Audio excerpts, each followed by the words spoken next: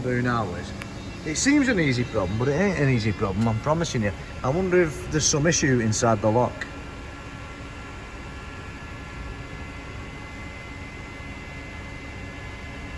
There's a bit of an anomaly then. Now, what was that anomaly? Sure, there you are.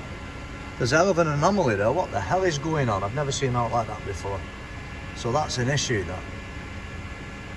I think we've found the problem.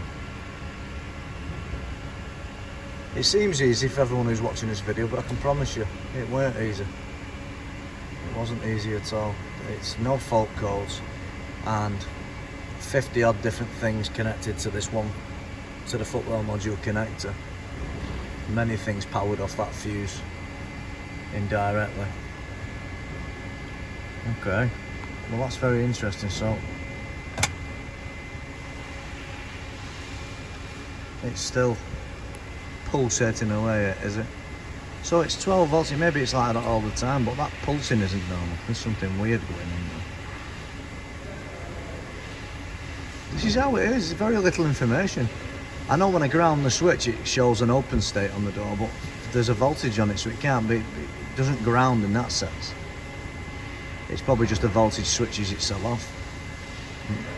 I think it's a pulsed signal, it just very quickly changes state to a ground to signify open or closed. But there's something inside that door lock causing this. It ain't doing it anymore, is it? It's not pulsing anymore like it just did. So that's basically something's keeping it awake, isn't it? It's like something's pulsing. Maybe it's the door lock itself.